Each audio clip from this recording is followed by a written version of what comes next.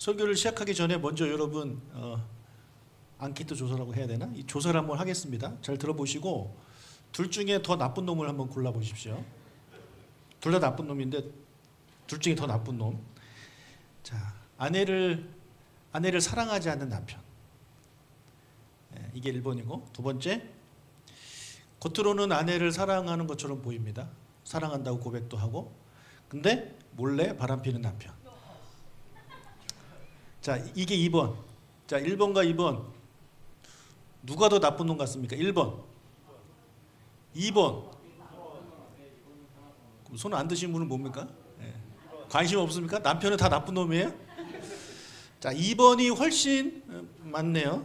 손 안 드신 분까지 포함하면 거의 뭐 100% 아닐까 생각하는데, 자, 나중에 또 말씀드릴게요. 자, 예레미야를 지금 우리가 살펴보고 있는데 이제 9월부터 시작됐는데, 예레미야는 제사장의 아들입니다. 제사장의 아들이라는 얘기는 그도 제사장이라는 얘기죠. 제사장인 그가 어디에 살았냐면 예루살렘에서 약 북동쪽으로 4km 정도 떨어진 아나돗이라는 곳에서 살았어요. 예루살렘에서 가까이 살았다는 얘기는 그가 예루살렘에서 사역하는 그런 일을 맡았다는 걸 보여주죠. 자, 예레미야 이름의 뜻은 뭐냐면 여호와께서 높이신다라는 뜻이에요. 여호와께서 높이신다. 여러분 큐티 책자 보면 앞에 예레미야서 설명할 때 나와 있는 내용입니다. 하나님께서 높이신다는 얘기는 이런 걸 가지고 있는 거예요. 이런 뜻이에요. 하나님이 전적인 주권을 가지고 민족이나 사람이나 나라들을 높이기도 하시고, 높일 수 있는 권위를 가졌다는 얘기는 또 낮출 수 있다는 얘기입니다. 그러니까 하나님은 높이기도 하시고 낮추기도 하시는 분이라 그런 의미를 가지고 있는 거죠. 그래서 예레미야 1장 10절을 같이 한번 읽어보겠습니다. 보라, 내가 오늘 너를 여러 나라와 여러 왕국 위에 세워 내가 그것들을 뽑고 파괴하며 파멸하고 넘어뜨리며 건설하고 심게 하였느니라. 자, 하나님이 예레미야를 통해서 어떻게 한대요? 여러 나라와 여러 왕국 위에 세워서 그 나라들을 뽑거나 파괴하거나 파멸하거나 낮추는 거죠. 또는 건설하거나 심게 한다, 높이는 거죠. 그래서 이 예레미야의 이름대로 하나님께서 예레미야를 사용하실 것이다, 이렇게 말씀합니다. 예레미야가 언제 활동했냐면, 예레미야는 여러분 북이스라엘과 남쪽 유다가 있을 때 이 남쪽 유다에서 활동했습니다. 예루살렘에서 주로 활동을 했는데, 요시야 왕 아시죠? 요시야 왕. 여러분 요시야 왕은 선한 왕일까요? 악한 왕일까요? 여러분 잘 모르겠으면 요자가 들어가면 웬만하면 다 선한 사람입니다. 웬만하면이라는 거죠. 웬만하면. 모두는 아니고 웬만하면 요자가, 여러분 요셉 괜찮죠? 또 요자 누가? 요나도 선지자잖아요. 또 누구 있습니까? 요한. 그러니까 제가 없는 얘기 하는 게 아니에요. 그래서 요시야 왕은 선한 왕이에요. 선하다고 평가를 받아요. 그 요시야 왕 통치 13년부터 예루살렘이 패망한 시드기야 왕 11년까지 약 40년 동안 활동했습니다. 그러니까 BC 627년부터 BC 586년까지 활동한 거예요. 여러분 이 586이죠. 586이잖아요. 제가 이게 왜 기억이 나냐면 옛날에 586 컴퓨터 있었잖아요. 제가 그걸 가지고 외웠어요. 이스라엘이 북이스라엘 망한 건 722년이고 유다가 망한 건 586이에요. 이거는 알고 있으면 좋겠죠. 자, 예레미야가 총 52장인데 큐티인 9월 15호를 보면 1장부터 25장까지 나옵니다. 여기서 25장까지는 어떤 내용이냐면 계속해서 유다의 심판에 대한 내용이에요. 이 중에서 1장부터 6장까지는 예레미야가 유다가 여호와를 배반하고 북이스라엘의 죄악을 답습하는 그런 유다 백성을 향해서 경고하고 회개를 촉구하는 그런 내용을 담고 있습니다. 그 중에서 오늘은 5장을 보겠는데요. 1절을 같이 읽겠습니다. 너희는 예루살렘 거리로 빨리 다니며 그 넓은 거리에서 찾아보고 알라. 너희가 만일 정의를 행하며 진리를 구하는 자를 한 사람이라도 찾으면 내가 이 성읍을 용서하리라. 자, 예루살렘 거리에 가서 정의를 행하며 진리를 구하는 자를 한 명이라도 찾으면 내가 이 예루살렘을 용서하겠다라는 거예요. 그러나 한 명도 없으면 내가 이 예루살렘을 멸망시키겠다 말씀합니다. 그럼 이와 비슷한 경우가 한 번 있었죠? 예, 소돔과 고모라입니다. 창세기에 보면 하나님께서 죄악으로 가득한, 동성애로 가득한 그런 도시였던 소돔과 고모라를 멸망시키려고 천사들을 보내는데, 그때 아브라함이 하나님께 기도하죠. 중보기도 합니다. 하나님, 저 성에 50명의 의인이 있으면 그 50명 때문에 저 성을 좀 살려주면 안 됩니까? 이렇게 부탁을 하죠. 그러다 점점 하나님하고 딜을 하다가 몇 명까지 갑니까? 10명까지 갑니다. 10명. 그러니까 아브라함은 10명은 있겠지 했던 거죠. 그러나 10명이 없었고 결국 소돔과 고모라가 멸망당했습니다. 자, 그런데 예루살렘은요, 하나님이 직접 이야기하시는 거예요. 한 명이라도 있으면 내가 너희들 살려준다.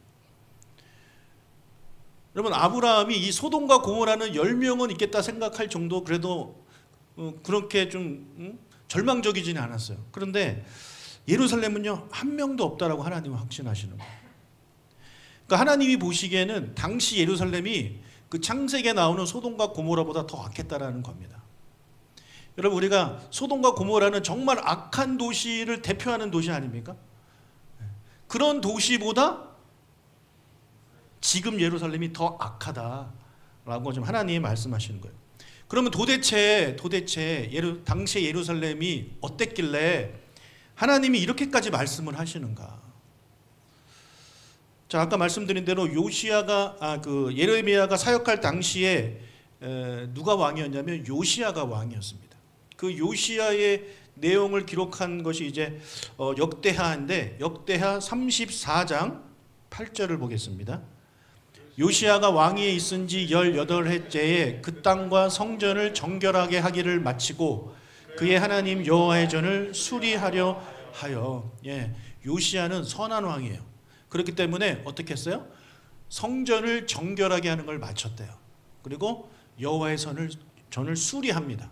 그동안 악한 왕들이 성전을 버려놨기 때문에 다 망가졌는데, 이 요시야는 하나님께 제사하기 위해서 이 성전의 기능을 회복하기 위해서 수리하고 정결하게 하는 일을 했어요. 또 역대하 35장 1절을 읽겠습니다. 요시야가 예루살렘에서 여호와께 유월절을 지켜 열째 달 14째 날에 유월절 어린 양을 잡으니라. 자, 첫째 달 14째 일, 1월 14일, 이게 유월절입니다. 유월절. 1월 14일은 유월절이에요. 이 유월절을 지킵니다. 그동안 안 지켰기 때문에 이 지킨 게 정말 대단한 사건이 되는 거예요. 그래서 이렇게 기록을 했어요. 그뿐만 아니라 그가 종교 개혁을 계속 단행해서 그 예루살렘 안에, 유다 안에 있는 모든 가증한 것들을 다 제거합니다. 우상들을 제거해요. 역대하 34장 33절. 이와 같이 요시야가 이스라엘 자손에게 속한 모든 땅에서 가증한 것들을 다 제거하여 버리고 이스라엘의 모든 사람으로 그들의 하나님 여호와를 섬기게 하였으므로 요시야가 사는 날에 백성이 그들의 조상들의 하나님 여호와께 복종하고 떠나지 아니하였더라. 요시야의 이런 노력 때문에 백성이 하나님께 복종했대요. 그리고 하나님을 떠나지 아니하였다라고 말을 합니다. 자, 그럼 여러분, 당시 예루살렘의 영적인 상태가 어때 보입니까? 소돔과 고모라보다 악해 보이나요? 좋아 보이지 않아요? 그렇죠? 성전이 수리되고 거룩하게 되고 유월절도 지키고 우상들도 다 제거하고, 그러니까 겉으로 보기에 너무너무 좋아 보이는 거예요. 그런데 하나님은 아니다.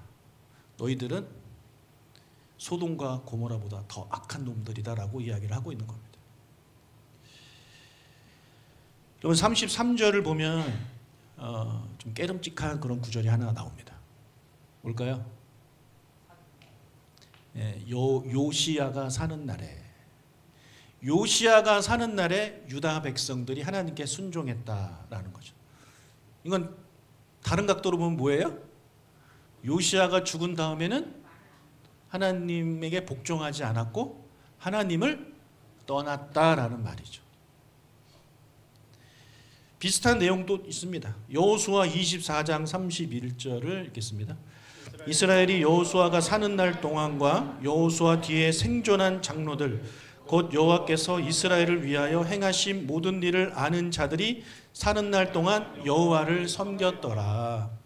그러니까 여호수아와 그 뒤에 장로들이 살아있는 동안은 이스라엘 백성들이 여호와를 섬겼대요. 근데 그 장로들이 어떤 장로들이냐면 여호와께서 이스라엘을 위하여 행하신 일. 이거 언제예요?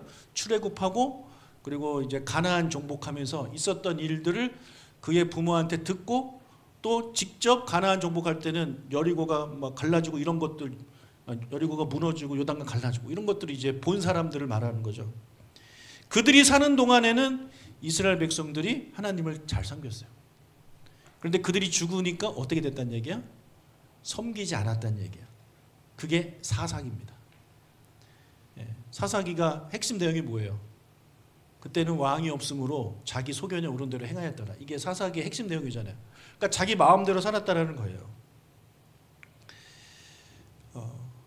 요시야 왕이나 여호수아가 있을 동안에는 이 지도자가 훌륭한 지도자가 있는 동안에는 이스라엘 백성들이 하나님을 떠나지 않았어요. 근데 그들이 죽자마자 하나님을 떠났어요. 이건 우리한테 무엇을 보여줍니까? 그들이 여호수아와 요시야가 있었을 때 그들의 신앙이 진짜가 아니란 얘기죠. 여러분, 우리의 자녀가 여러분이 사는 날 동안에는 여러분과 함께 교회를 잘 다니지만 여러분이 돌아가신 후에 여러분이 죽자마자 하나님을 떠나게 된다면 여러분 이거 얼마나 슬픈 일입니까? 이런 일이 일어나지 않기를 주님의 이름으로 축복합니다. 오히려 여러분이 돌아가신 다음에 더 강한 믿음으로 살아가기를 간절히 바라요. 예. 여러분, 요시야 왕이나 이 여호수아처럼 부모가 아무리 노력을 해도 자녀들이 왜 부모가 돌아가신 후에 그렇게 되느냐? 그들이 사는 동안에, 그의 부모와 함께 사는 동안에 개인적으로 하나님을 자기가 만나지 못하고 하나님을 영접하지 못했기 때문에 그런 일이 벌어지는 거죠. 부모님이 살아계시는 동안은 뭐 효도하는 마음으로 교회 올 수도 있고, 그냥 뭐 싸우기 싫으니까 그냥 나올 수도 있지만, 이제 부모님이 돌아가고 나신 후에는 그럴 일이 없으니까 이제 안 나와도 되겠다라는 생각을 하는 거죠. 그러니까 부모님이 돌아가시기 전에 이 자녀들 중에 주님을 만나고 인격적으로 주님을 영접한 사람은요, 부모님이 계시지 않아도 끝까지 신앙생활을 합니다. 어떻게 보면 부모님보다 더 신앙생활 잘하는 아이들이 나올 수 있죠. 그런 것을 이제 우리가 원하는 거 아닙니까? 자, 어떻게 하면 우리의 아이들이 하나님을 경험하고 하나님을 만날 수 있을까? 그것을 도와주는 게 이제 부모의 역할인데, 누가 그런 행동을 했느냐? 아브라함에게서 한번 그것을 보도록 하겠습니다. 여러분, 아브라함이 믿음의 조상이잖아요, 그렇죠? 그의 아들이 이제 이삭인데, 첫 번째, 아브라함은요 예배의 모범을 보인 아버지입니다. 우리 창세기 아브라함 이야기를 쭉 보면 그가 가는 곳마다 그는 제단을 쌓았고 여호와의 이름을 불렀다라는 것이 기록되어 있어요. 그때는 이삭이 태어나기도 전이에요. 여러분, 이삭이 태어나기도 전에 그렇게 살았던 아브라함이 이삭이 태어난 다음에는 예배 안 드리고 뭐 그렇게 살았을까요? 그러면 믿음의 조상이 될 수 없죠. 그렇죠? 그러니까 아마 이삭이 태어나기도 전에 그렇게 살았던 이 아브라함은 이삭이 태어난 다음에도 더더욱 그렇게 살았을 것입니다. 그러니까 이삭은 그것을 보고 자란 거죠. 그러니까 예배의 진심인 아버지를 그는 보면서 자랐습니다. 여러분, 아브라함이 예배의 진심을 보인 사건이 뭡니까? 이삭을 번제로 드리는 거잖아요. 여러분, 아브라함이 정말 예배를 진심으로 생각하는 사람이에요. 그렇지 않다면 자기 자식을 어떻게 번제로 드리는 그 말씀에 순종할 수 있겠습니까? 그러니까 이 이삭은 아는 거예요. 아버지한테 있어서 나보다 소중한 건 하나님께 예배하는 거다. 이게 철들지 않은 아들은요 그거 때문에 시험 들 수 있지만 아브라함은 그렇지 않아요. 성숙했던 것 같아요. 거기서 깨달은 거예요. 그래, 아버지는 나보다 하나님께 예배하는 걸 더 생명처럼 생각하는 분이야. 오죽하면 나를 번제로 드리려고 했을까? 여러분, 이런 것들이 정말 필요한 겁니다. 여러분, 여러분의 자녀한테 여러분이 예배를 생명보다 소중하게 여긴다는 것을 보여주고 있습니까? 어떤 일이 있어도 우리 교회 가야 돼, 예배 드려야 돼, 이런 행동들을 보여주고 있나요? 아니면 그냥 어떤 이유만 생기면 다 같이 그 가족이 예배를 빠지고 이런 모습들을 자녀에게 보여주고 있나요? 만약에 자녀들이 그거를 어릴 때부터 보고 자랐다면 아이들이 어떤 생각을 하겠어요? 아, 평소에는 예배를 드리러 가지만 일이 있을 때는 안 가도 되는 게 예배야. 그러니까 애가 크고 나서 엄마 나 일이 있어서 안 가요. 그럼 이제 엄마 아빠가 할 말이 없는 거죠. 왜요? 내가 그렇게 살았고 내 아이한테 그런 모습을 보여줬기 때문에 할 말이 없는 겁니다. 여러분, 그래서 여러분 아이들한테 여러분이 예배의 진심이다라는 것을 보여주시기를 주님의 이름으로 축복합니다. 저는 그것을 보고 자란 사람입니다. 지금도 우리 아버지는 항상 이야기하시면 저한테, 오늘 아버지 만나고 왔는데 항상 저한테 그런 얘기를 해주시는 거예요. 나는 지금도 너희들을 위해서 새벽마다 기도한다. 이런 것들을 늘 얘기해 주십니다. 그래서 저는 참 감사하고 고맙죠. 자, 두 번째로 아브라함은요, 순종의 모범을 보여주십니다. 순종의 모범을 자기 자녀한테 보여주는 거예요. 이 순종의 극치를 보여주는 거 역시 이삭을 바치는 사건이죠. 하나님의 말씀에 그대로 순종하는 거죠. 주저하는 모습을 보이지 않습니다. 하나님이 아브라함한테 너 사랑하는 독자 이삭을 모리아산에 가서 번제로 바쳐라 그랬을 때 성경 보세요. 그 다음날 일찍 일어납니다. 주저하는 게 없어요. 일찍 일어나요. 여러분, 하나님이 몇 시까지 가라고 말씀하신 것도 아니에요. 며칠 아래 가라고 말씀하신 것도 아니에요. 그냥 바치라고만 말씀하셨어요. 그럼 우리는 어떻게 최대한 해석을 할까요? 그래, 바치기면 되지. 언젠가 바칠 겁니다, 하나님. 언젠가 바칠 거니까 좀 기다려 주십시오. 이런 모습을 우리는 보이지 않을까요? 그거 정말 쉬운 순종 아니잖아요. 그러나 아브라함은 그 다음날 아침에 일찍 하는 거예요. 그 당시에 이삭은 몰랐겠죠. 근데 나중에 깨달았을 거 아니야. 아, 그래서 아버지가 그날 그렇게 일찍 일어났구나. 여러분, 이삭은요, 아버지가 하나님 말씀에 절대 순종하는 모습을 그는 자기 목숨을 이렇게 위협받으면서까지 직접 경험한 사람이에요. 무엇보다도 그는 하나님에 대한 순종이 우리 아버지한테 있어서 생명보다 소중하구나, 그걸 깨닫는 사람입니다. 우리도 그런 모습들을 자녀들한테 보여주기를 주님의 이름으로 축복합니다. 우리가 할 수 있는 거 순종하는 모습이 아니라 할 수 없는 것, 좀 힘든 거, 그래도 순종하는 모습을 자녀들이 보고 배운다면, 여러분, 그들도 아버지 어머니를 따라한다면 여러분 순종하면서 믿음이 자라는 거잖아요. 여러분, 들으면 믿음이 생기지만 그 생긴 믿음이 자라는 거는 뭐라고요? 순종이에요. 특히 힘들고 어려운 말씀 순종할수록 믿음이 자라는 거예요. 할 수 있는 거 맨날 해봐야 하나도 잘하지 않습니다. 조금 더 어려운 걸 해야 실력이 자라고 믿음이 자라는 겁니다. 자, 세 번째로 아브라함은요, 이삭이 하나님의 살아계심을 체험하게끔 계속 그렇게 합니다. 아브라함이 이삭의 아내를 구할 때도 그랬습니다. 어떻게 구했나요? 뭐 소개팅 시켜줬나요? 어떻게 했어요? 종을 보냅니다. 종을 보내서 데려오라고 그렇게 이야기를 해요. 근데 그 종이 가서 어떻게 하죠? 하란에 도착해서 어떻게 합니까? 하나님께 기도하죠. 그죠? 하나님, 순적하게 만나게 해주십시오. 그래서 그때 처음 만난 게 누구냐면 리브가 아닙니까? 이 내용이 구체적으로 궁금한 사람은 창세기 24장을 읽어보시면 됩니다. 아주 재밌습니다. 결국에 이제 이렇게 해가지고 리브가가 왔잖아요. 와가지고 이삭과 결혼을 하잖아요. 여러분, 이삭과 결혼하면서 이삭이 이것에 대해서 물어봤을까요? 안 물어봤을까요? 물어봤을까요? 안 물어봤을까요? 당신은 어떻게 왔어? 이거 궁금하지 않아요? 내 부인인데 부인하고 그런 얘기 안 합니까? 그러면 리브가가 얘기를 했겠죠. 사실은 내가 물길로 갔는데 그 종이 이렇게 해가지고 내가 이렇게 줬다. 말도 먹였다. 그래서 그런 얘기 쭉쭉 하면서 그가 느낀 게 있겠죠. 아, 이 여인은 하나님이 기도로 나를 만나게 하신 거구나. 하나님이 우리를 이렇게 순적하게 만나게 해주셨구나. 우리가 정말 정말 엄청난 거리를 떨어져 있었지만 한 번도 얼굴도 본 적도 없고 이름도 모르는 사이였지만 하나님께 기도해서 하나님이 우리를 만나게 하셨구나 라는 것을 그가 그런 간증을 아내를 통해서 또 종을 통해서 그런 것들을 들었을 때 하나님이 살아계심을 그가 경험하지 않았겠습니까? 그러니까 이렇게 아브라함이 이런 노력들을 했다라는 거죠. 그래서 우리에게도 우리 자녀가 하나님의 자녀로 하나님을 만나고 하나님을 경험하고 체험하게 하기 위해서 우리에게도 이런 노력이 필요하다라는 것을 이제 저는 말씀드리고 싶습니다. 쉬운 거 아니죠. 쉬운 거 아닙니다. 그러나 여러분 하실 수 있습니다. 성령을 의지해서 아이들한테 이런 것들을 경험하게 해주기 위해서 부단히 노력하고 본을 보이고 모범을 보인다면 여러분의 자녀들이 여러분이 이 세상을 떠난 다음에도 끝까지 하나님을 잘 섬기는 자녀가 될 줄로 믿습니다.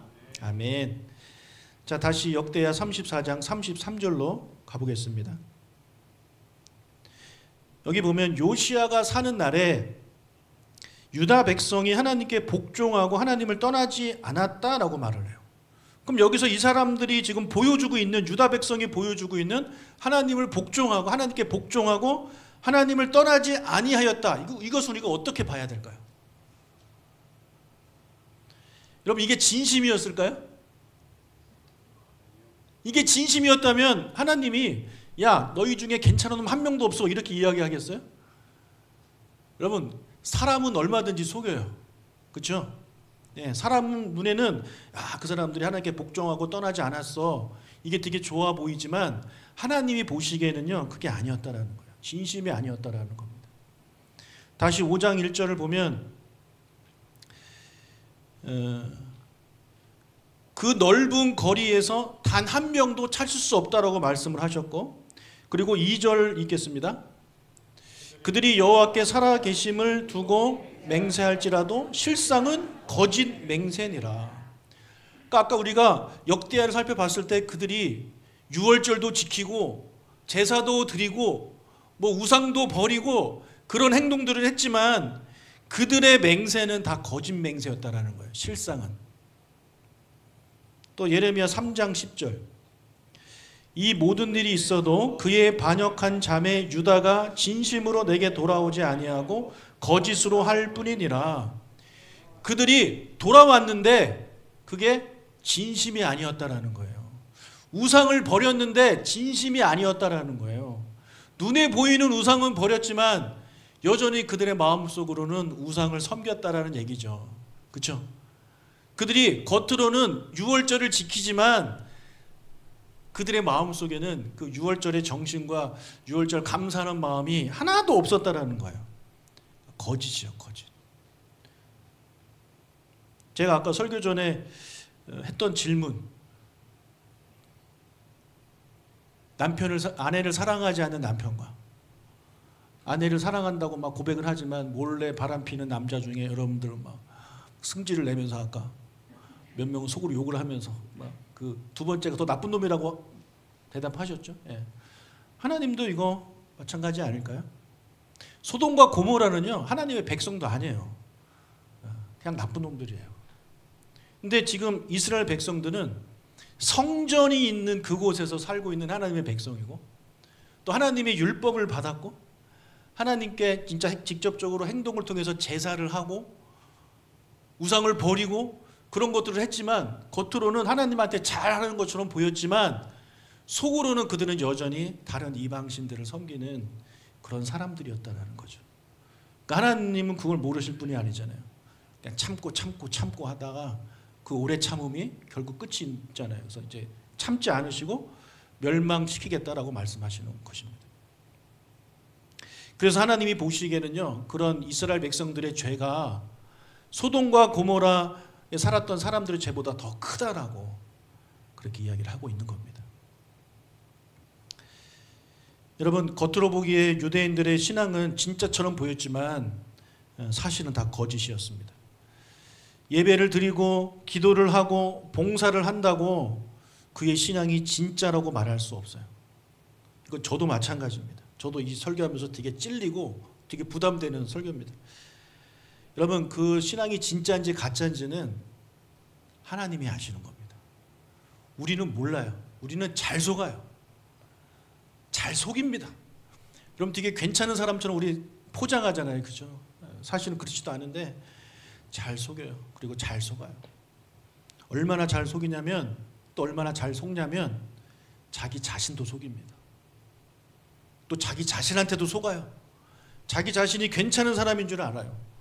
자기가 신앙생활 잘한 줄 알아요. 마태복음 7장 22절 23절.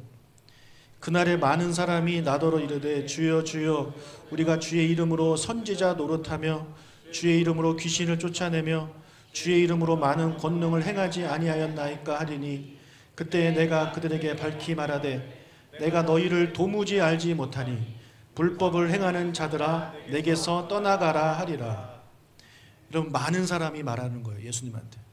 주님, 주님, 우리가 주님의 이름으로 말씀도 전하고 주님의 이름으로 사역도 하고 주님의 이름으로 그렇게 섬겼습니다. 주님, 저는 주님의 종입니다.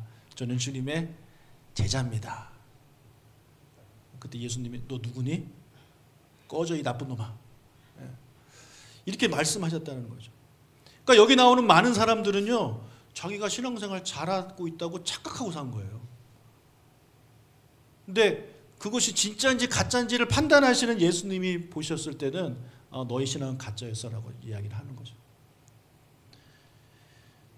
자, 그러니까 우리가 이제 이런 말씀을 이제 보면 나 자신을 이제 돌아봐야 되잖아요. 예. 여러분, 하나님이 여러분을 보면서 여러분의 신앙을 진짜라고 칭찬하실까요? 아니면 가짜라고 책망을 하실까요? 내가 너를 아노다라고 말씀하실까요? 내가 너를 모른다라고 말씀하실까요?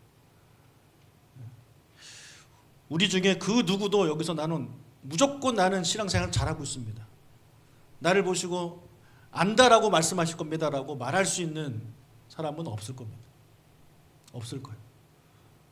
오죽하면 사도 바울도 그런 말을 했어요. 내가 두려움으로 나의 구원을 이룬다. 사랑하는 여러분, 이 시간에 우리 기도 이제 하는 시간이잖아요. 기도할 때 우리의 신앙을 좀 돌아봤으면 좋겠어요.